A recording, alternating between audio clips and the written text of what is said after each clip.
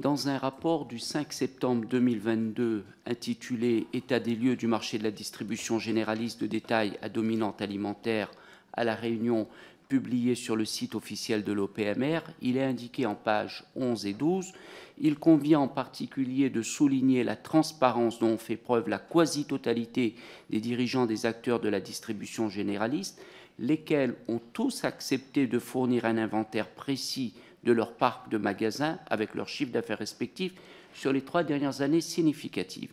Tel n'a pas été le cas s'agissant du groupe GBH, lequel a refusé de répondre à toutes les demandes d'information relatives à son activité ou certaines spécificités de ses différentes unités opérationnelles, qu'il s'agisse du chiffre d'affaires développé sur le marché de la distribution généraliste ou de celui global du groupe à travers ses différentes filières à La Réunion.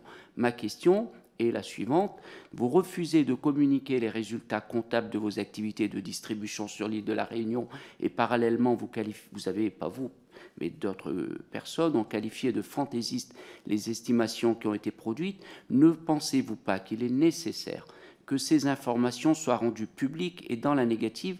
Quelles sont les raisons qui expliquent ce refus de communication, ceci contrairement à ce qu'ont fait les autres acteurs locaux?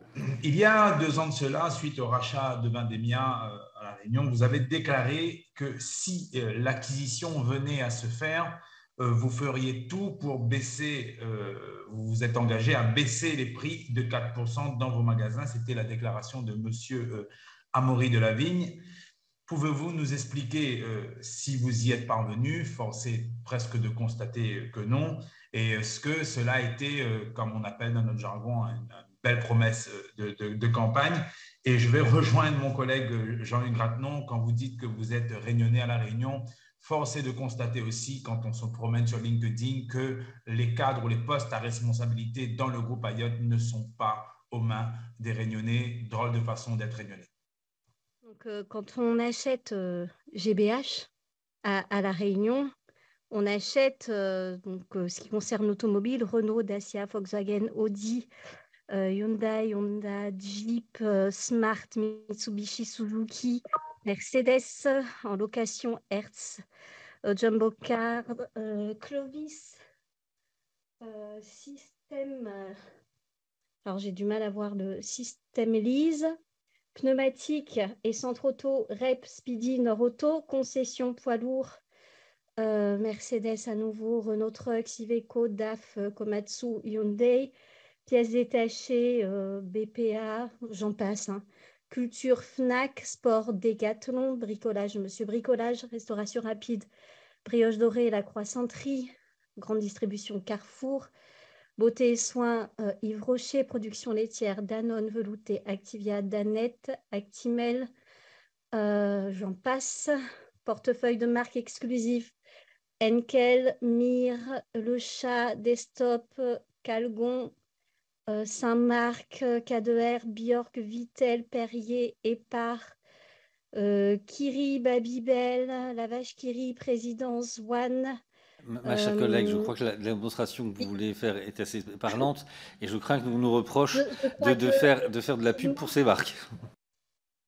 Non, alors pas du tout.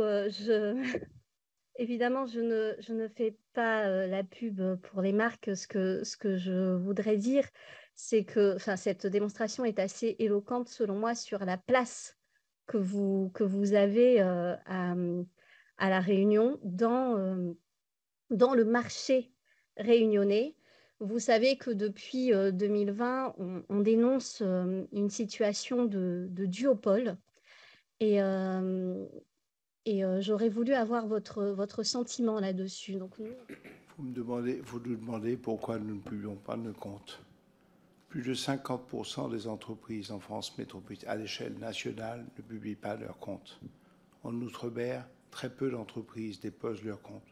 La seule raison, c'est qu'elles essayent de se protéger et de ne pas confier à leurs concurrents des informations sensibles et importantes. Mais ne pas confier d'informations sensibles à ses concurrents, il me semble que c'est important.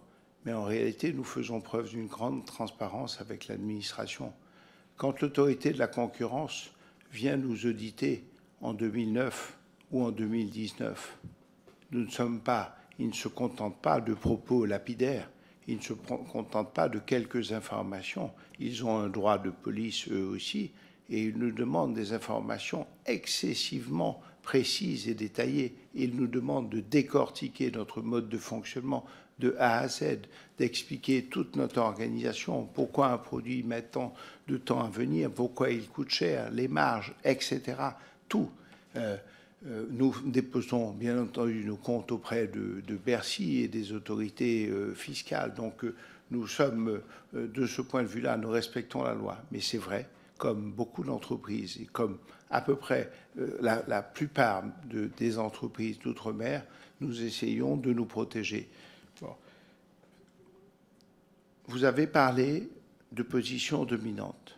Nous considérons que nous ne sommes en position dominante nulle part.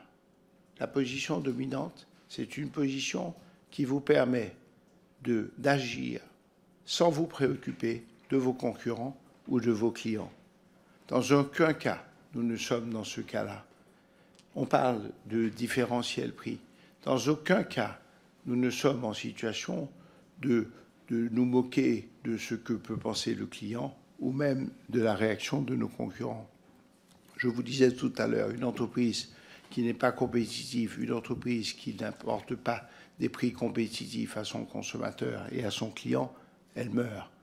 Et il y a eu dans l'histoire, y compris de l'outre-mer, mais pas que de l'outre-mer, beaucoup de cas d'entreprises qui ont oublié ça, justement, et qui n'ont pas été au rendez-vous. Quand Vendémia est à vendre, pourquoi le groupe Casino était en difficulté? Mais ces difficultés continuent. On lit les uns et les autres les journaux. On sait qu'un des problèmes du groupe Casino en métropole, c'est d'être très décroché en prix par rapport à ses concurrents. Le même problème était en place à l'île de la Réunion.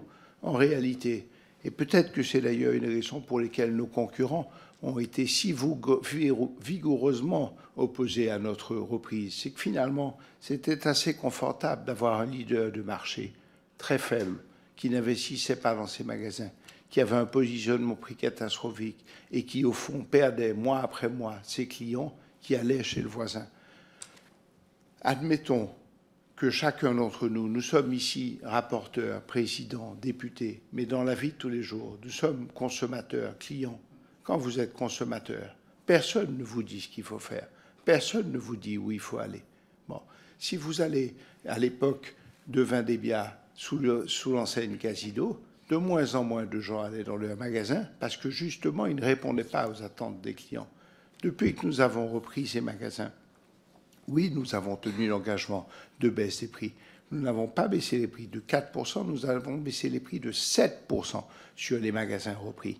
Et nous avons réinvesti des sommes très importantes dans les magasins pour les refaire. Je regrette que monsieur le député Raton soit parti. Je me souviens de l'avoir rencontré à l'époque de la reprise de Vendémia et lui-même admettait que le magasin Jumbo, qui était à Saint-Benoît, était dans un état pitoyable. Nous l'avons refait intégralement. Mais on n'attrape pas les mouches avec du vinaigre. Ça n'est pas en refaisant le carrelage et l'éclairage d'un magasin qu'on fait revenir les clients.